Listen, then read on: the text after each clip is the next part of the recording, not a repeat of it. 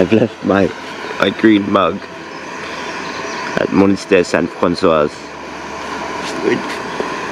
So I'm going to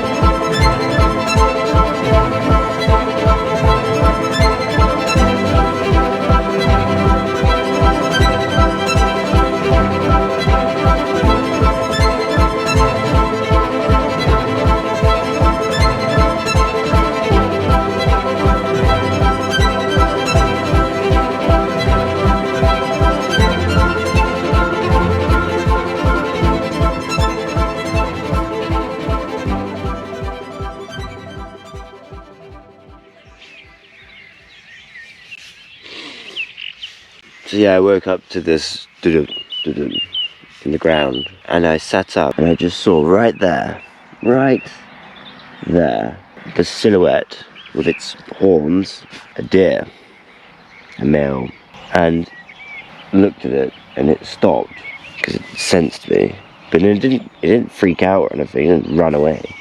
It was just completely confused, and I turned my little red light on, and its little two eyes lit up like two devil eyes in the distance. And we probably were like there for a couple of minutes, you know. I was speaking to him, I was like saying, look mate, I'm here, you're going to run off at some point, so you might as well turn around or go around me. Anyway, he eventually turned around and sort of wandered off. It's early. All the birds are out. If only they had legs instead of wings, it would be a more beautiful morning, I think. With them swarming around me. Don't look at me as strange. I'm a man. Okay, calm down. It's an absolute disaster. I believe I've left my green mug at Monastery Saint Francois. So I'm going to fortunately, I'm only a couple K away. So this morning I'm gonna throw my bag in a bush and walk back over there and collect it. And I just scratch my head. It's like, did I really leave it? It's not here. Anyway. Woe is me. The entire extra 4 or 5k to go back to the monastery was worth it, because I've got my mug. It's 8 o'clock in the morning. I pressed the bell, waited, no one came.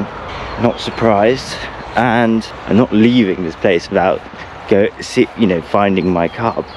And obviously there's doubt in my mind as to if I've actually left the cup there, you know, if it had, maybe it fell off in the bush when I was going to my camp last night. I go down to the hotellerie, or the sanctuary, where the guest room was, where I made my cups of tea whilst I was painting. And I go in, it's all quiet, there's no one about, the door's open. You know, I go where my backpack was, the cup's not there. I look in the kitchen, it's not been left on the side. And I'm just like, oh shit, is it even here?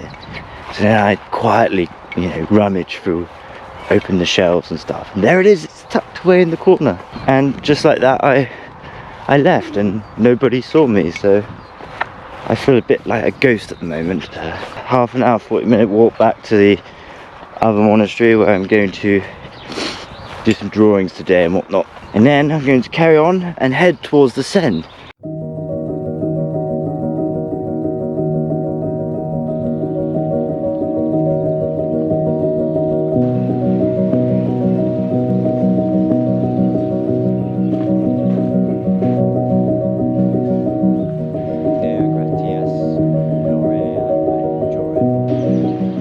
the river passing through the abbey.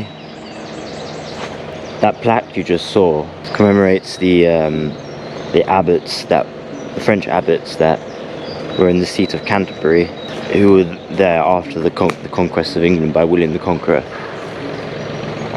And so this institution here has a direct link to the Bishop of Canterbury, the Bishop of Canterbury, and it just goes to show the religious link, ecclesiastical links from Normandy to Britain.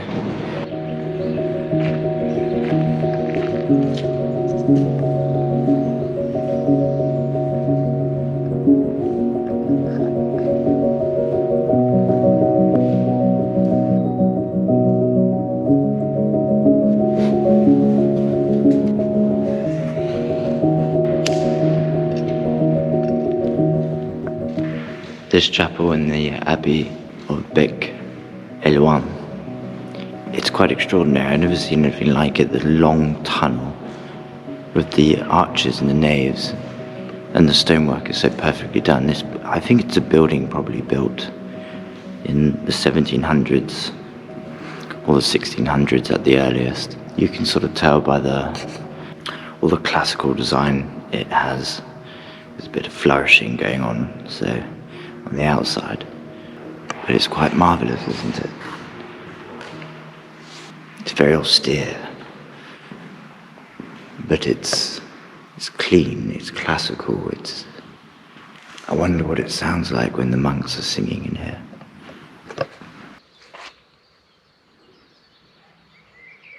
Unfortunately, the abbey is not open for pilgrims, or anyone like me. They're having works done.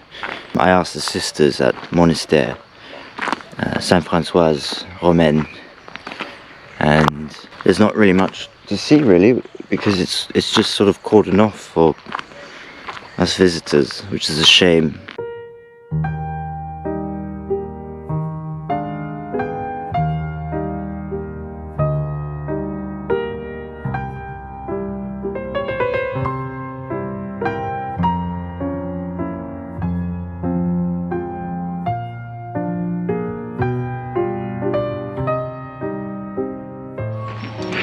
So the abbey used to have a huge, abbey there. After the revolution, all the monks across France were kicked out of their institutions. It was left to rot basically, and after 20 years I think or so, the nave collapsed in. All the stone was then over the years sort of sold off.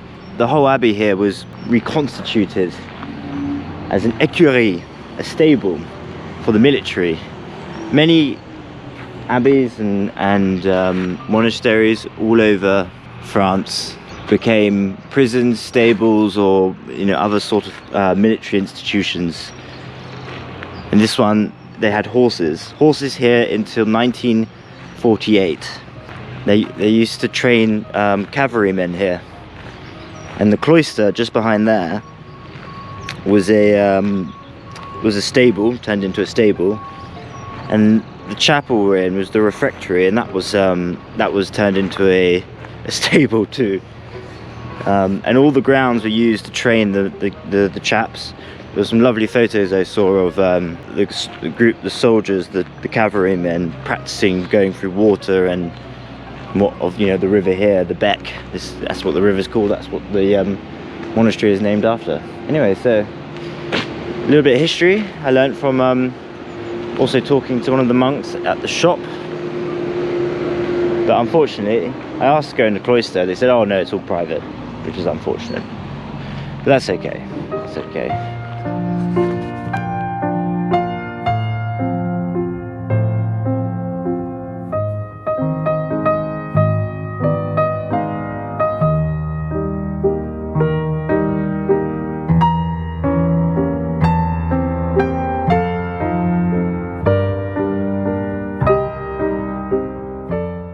If you like the video, please like and subscribe, and consider giving some money to my fundraising effort with St. Mungo's in aid to tackling homelessness. I have Instagram, Dominic de Bonhomie, and Folly in France, And if you go to my website, you can find much more there, including an interactive map with my route and all the videos linked on the map. So join me next time for another little yomp in France.